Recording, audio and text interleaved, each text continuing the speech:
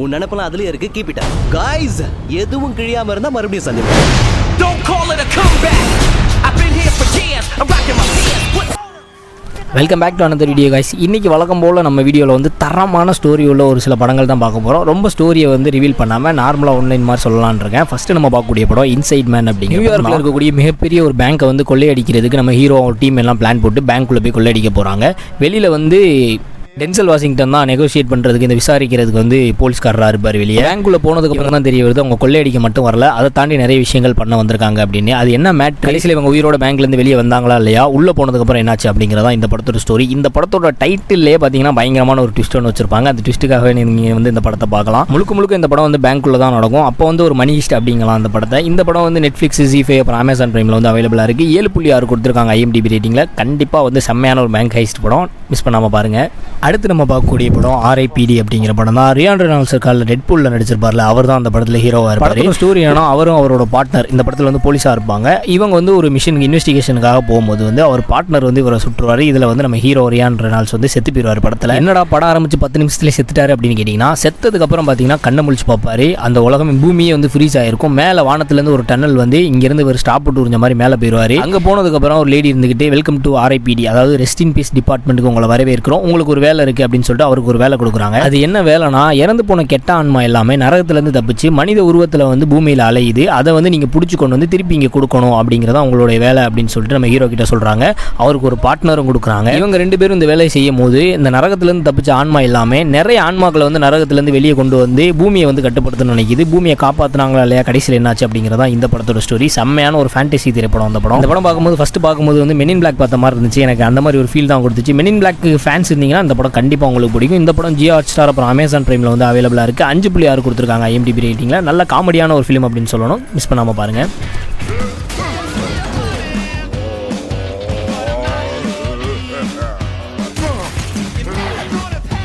அடுத்து நம்ம பார்க்கக்கூடிய படம் ராத் ஆஃப் மேன் அப்படிங்கிற படம். ஜேசன் சதாம் நடிச்சிருப்பார் இந்த படத்தில்.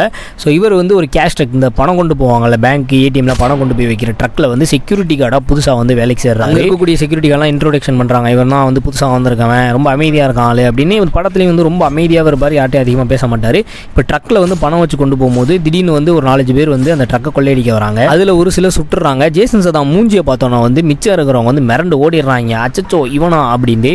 இப்போ எதுக்காக வந்து கொள்ளையடிக்க வந்தவங்க வந்து இவனை பார்த்து பயந்து ஓடுறாங்க, இவனுக்கு பின்னாடி பேக் ஸ்டோரி என்ன, எதுக்காக வந்து இந்த கேஷ் ட்ரக் செக்யூரிட்டியாக வந்து இவன் வேலைக்கு சேர்ந்தான் அப்படின்னு நிறைய கேள்விகள் நம்மளுக்கு அதெல்லாம் போக படத்தில் வந்து ரிவீல் ஆகும். படம் பார்த்து தெரிஞ்சுக்கங்க. நான்லினியரில் வந்து இந்த படம் சொல்லியிருப்பாங்க, செம்மையாக பண்ணியிருப்பாரு. ஆக்ஷன் சீக்வன்சஸ் எல்லாமே மாதிரி படம்லாம் இவர் தான் தேடி நடிப்பார். இந்த பீக்கீப்பர்னு ஒரு படம் வந்துச்சு, அதுவும் இவர் இந்த மாதிரியான ஒரு ஸ்டோரி தான். இது 7.1 கொடுத்துருக்காங்க IMDb ரேட்டிங். அமேசான் பிரைமில் வந்து இந்த படம் அவைலபிளாக இருக்குது. தமிழில் இருக்குது இந்த படம். செம்மையான ஒரு ஆக்ஷன் படம், கண்டிப்பாக பாருங்கள். நம்ம லிஸ்ட்டில் 4ஆவதாக பார்க்கக்கூடிய படம் நைஸ் அவுட் அப்படிங்கிற படம் தான். படத்தோட ஸ்டோரி என்னன்னா, ஃபேமஸான க்ரைம் நாவலிஸ்ட் ஒருத்தர் இருக்கார், ஹார்லன் த்ரோம்பி அப்படின்னு. அவரோட 85வது பிறந்தநாள் கொண்டாடிட்டு அடுத்த நாள் வந்து அவர் இறந்து போய் கிடக்காரு வீட்டில். பெரிய ஃபேமஸான ஒரு ஆள், பட் கோடீஸ்வரர் அப்படின்னு சொன்னால் அவர் எக்கச்சக்கமான சொத்து இருக்குது. அவங்க ஃபேமிலி ரொம்ப பெருசு, 20-25 பேர் இருப்பாங்க போல் அந்த ஃபேமிலியில். இவர் ஆரம்பத்தில் வந்து தற்கொலை பண்ணிக்கிட்டாரு அப்படின்னு சொன்னாலும் அதுக்கப்புறம் இது கொலை அப்படிங்கிறது தெரிய வருது. இதை இன்வெஸ்டிகேட் பண்ணுறதுக்காக பார்த்தீங்கன்னா டிடெக்டிவ் அப்படின்னு சொல்லிட்டு நம்ம வந்து டேனியல் கிரைக் வந்து உள்ளே வருவார். இந்த ஜேம்ஸ் பாண்ட் படத்தில் நடிச்சிருப்பார்ல, அவர் வந்து இதை இன்வெஸ்டிகேட் பண்ணுறதுக்காக வருவார். கடைசியில் இந்த கொலையை யார் தான் பண்ணா அப்படிங்கிறத கண்டுபிடிக்கிறது தான் இந்த படத்தோட கதை. வீட்டில் வந்து பார்த்தீங்கன்னா ஒரு 7-8 பேருக்கு வந்து இந்த மோட்டிவ் இருக்கும், கொண்டிருக்கலாம் அப்படின்னு. இவர் கொண்டிருப்பாங்களா அவங்க கொண்டிருப்பாங்களா அப்படின்னு கொண்டு போய் கடைசியில் ஒரு ஆளை காட்டுவாங்க, இவன் தான் கொண்டிருப்பான் இவ தான் கொண்டிருப்பா அப்படின்னு. பயங்கரமாக இருக்கும் இந்த ட்விஸ்ட். இன்வெஸ்டிகேஷன் சீன் எல்லாமே சூப்பராக பண்ணியிருப்பாங்க. எல்லாருக்குமே மோட்டிவ் இருக்கிற மாதிரி காட்டியிருப்பாங்க. எல்லாருக்குமே நோக்கம் இருந்திருக்கும் கண்டிப்பாக. ஏன்னா அவர் மிகப்பெரிய ஒரு கோடீஸ்வரர் அப்படிங்கிறனால பணத்துக்காக தான் கொண்டிருப்பாங்க அப்படிங்கிறதையும் கண்டுபிடிப்பார். இந்த படம் வந்து அமேசான் பிரைமில் அவைலபிளாக இருக்குது. 7.9 கொடுத்துருக்காங்க IMDb ரேட்டிங். இந்த படம் செம்மையான ஒரு மிஸ்ட்ரி மூவிஸ்னு சொல்லணும். நீ பெரிய ஆக்டர்லாம் அடிச்சிருக்காங்க, ஆனா டியாமஸ் இருப்பாங்க, கிறிஸ் ஈவன்ஸ், கேப்டன் அமெரிக்கா இருக்கார்ல அவர்லாம் அடிச்சிருப்பாரு. சூப்பரான ஒரு படம், கண்டிப்பாக பாருங்கள். அடுத்து நம்ம லிஸ்ட்டில் இருக்கக்கூடிய படம் கார்ஸ் அப்படிங்கிற படம் தான். சின்ன வயசில் நிறைய தடவை பார்த்துருப்பீங்க, இருந்தாலும் ஒரு ரீவாட்சை போட்டு பார்க்குறதுல தப்பு இல்லை. ஸோ இருந்தாலும் படத்தோட ஸ்டோரி சொல்லிடுறேன். லைட்னிங் மெக்வீன் அப்படிங்கிற நம்ம ஹீரோ வந்து பயங்கரமான ஒரு ரேசரு. பிஸ்டன் கப் போட்டியில் பார்த்தீங்கன்னா வந்து அந்த ரேஸ் ஃபைனலில் வந்து டையில் முடியுது. 3 பேர் வந்து ஒரே டைமில் வந்து ஃபினிஷ் பண்ணுவாங்க, அதனால் டையில் முடியுது. ரேஸ் பார்த்தீங்கன்னா மறுபடியும் கலிஃபோர்னியாவில் நடக்கிறதா இருக்கும். இப்போ நம்ம லைட்னிங் மெக்வீன் வந்து ஒரு ட்ரக்கில் ஏறி கலிஃபோர்னியா போயிட்டு இருப்பாரு. அந்த ட்ரக் போயிட்டு இருக்கும்போது தூங்குறதுனால பார்த்தீங்கன்னா இவர் வந்து ட்ரக்லேருந்து வெளியே வந்து ரேடியேட்டர் ஸ்ப்ரிங்ஸ் அப்படிங்கிற ஒரு சின்ன கிராமம் மாதிரி இருக்கும், அந்த ஊருக்குள்ளே போய் மாட்டிக்கிறாரு. இருக்கக்கூடிய ரோடெல்லாம் உடச்சு தள்ளனால அங்கே இருக்கக்கூடிய ஷெரீஃப் என்ன சொல்லுவார்னா, அந்த ரோடை சரி பண்ணி கொடுத்துட்டு நீ கிளம்பலாம், யாரா வேணாரு எவனா வேணாரு, ரோடை சரி பண்ணி கொடுத்துட்டு கிளம்பி ரோடு போட்டு கொடுத்துட்டு போ அப்படின்னா அங்கே ரோடு போட வந்து இவர்கிட்ட வந்து ட்ரை பண்ணிட்டு இருக்காரு. அங்கே இவருக்கு ஃப்ரெண்ட்ஸ் கிடைக்கிறாங்க, கேர்ள் ஃப்ரெண்ட் கிடைக்கிறாங்க. அப்போ வந்து அங்கே வந்து ஹட்சன் அப்படிங்கிற ஒரு காரை வந்து பார்க்குறாரு. அவர் வந்து 3 தடவை வந்து பிஸ்டன் கப் ஜெயிச்ச ஒரு ஆள். அவரை யாருமே கண்டுக்கல. இந்த ரேடியேட்டர் ஸ்ப்ரிங்ஸுங்கிறது வந்து பயங்கரமாக இருந்துச்சு முன்னாடி, இப்போ வந்து ரோடு போட்டனால எல்லாம் ஹைவே யூஸ் பண்ணுறாங்க அப்படின்னு சொல்லிட்டு ரொம்ப ஃபீல் பண்ணிக்கிட்டு இருக்காங்க. இவர் இந்த ரோடை போட்டு முடிச்சாரா இல்லையா, திரும்ப கலிஃபோர்னியா போய் கார் ரேஸ் வின் பண்ணாரா இல்லையா அப்படிங்கிறதான் இந்த படத்தோட ஸ்டோரி. இந்த படத்தோட ஸ்பெஷல் என்னன்னா வந்து லவ், சென்டிமெண்ட், ஃப்ரெண்ட்ஷிப்னு சொல்லிட்டு எல்லாத்தையுமே வந்து சூப்பராக காட்டியிருப்பாங்க. இந்த படம் வந்து ஜியோ ஹாட்ஸ்டாரில் வந்து அவைலபிளாக இருக்குது. இந்த படத்துக்கு IMDbல பார்த்தீங்கன்னா 7.3 கொடுத்துருக்காங்க. இந்த படத்தில் மொத்தம் 3 பாட்டு இருக்குண்ணா. கார்ஸ் 1, 2, 3 3 எடுத்தாங்கன்னு நினைக்கிறேன். நம்ம லிஸ்ட்டில் அடுத்து பார்க்கக்கூடிய படம் இந்த ஸ்பைடர்விக் குரோனிக்கல்ஸ் அப்படிங்கிற படம் தான். படத்தோட ஸ்டோரி என்னன்னா, அமெரிக்காவில் இருக்கக்கூடிய 80 வருஷம் பழமையான ஒரு வீட்டுக்கு ஒரு அம்மா அப்புறம் 2 பசங்க, ட்வின்ஸ் பசங்க, ஒரு பொண்ணு, 3 பேர் வந்து புதுசாக வந்து குடியேறி போகிறாங்க. அதில் ஒரு பையன் வந்து சீக்ரெட் ரூமை வந்து ஒன்று கண்டுபிடிச்சி அதில் இருக்கக்கூடிய ஒரு புக்கு ஒன்று எடுக்கிறான். அந்த புக்கு வந்து ஆர்தர் ஸ்பைடர்விக் அப்படிங்கிறவர் எழுதின புக்கு. அந்த புக்கிலே போட்டிருக்கு, இந்த புக்கை ஓப்பன் பண்ண வேணாம், ஓப்பன் பண்ணாலும் படிக்க வேணாம் அப்படின்னு. அதெல்லாம் இவன் கேட்டுக்கிட்டு இருக்கான் அப்படின்னு சொல்லிட்டு தலைவன் வந்து எடுத்து பிரித்து படிக்கிறாப்புல. அந்த புக்கு பிரித்ததுக்கு உடனே வந்து பார்த்தீங்கன்னா எக்கச்சக்கமான சவுண்டு வருது. வெளியே வந்து பார்க்குறான், யாரும் இல்லை அப்படிங்கிற மாதிரி தான் இருக்கு.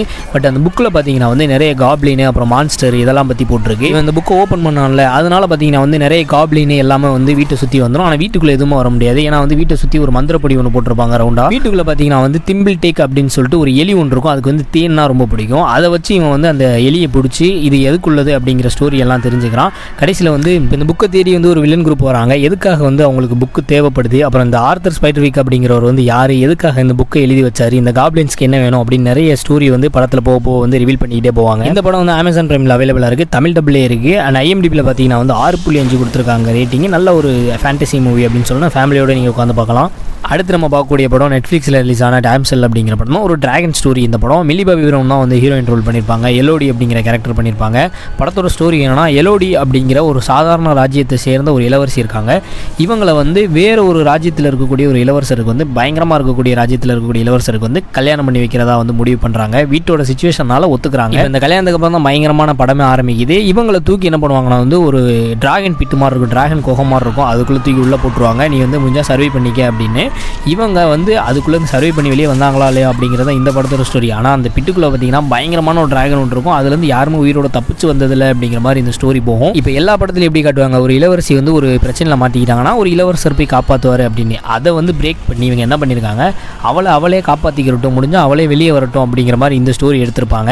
கான்ஃபிடென்ட் எவ்வளோ முக்கியம் அப்படிங்கிறத வந்து இந்த படம் பார்த்து தெரிஞ்சுக்கிறேன்னா, இந்த படம் வந்து 6.1 கொடுத்துருக்காங்க IMDbல ரேட்டிங். நெட்ஃப்ளிக்ஸில் வந்து தமிழ் டப்பில் அவைலபிளாக இருக்குது, பாருங்கள் கண்டிப்பாக.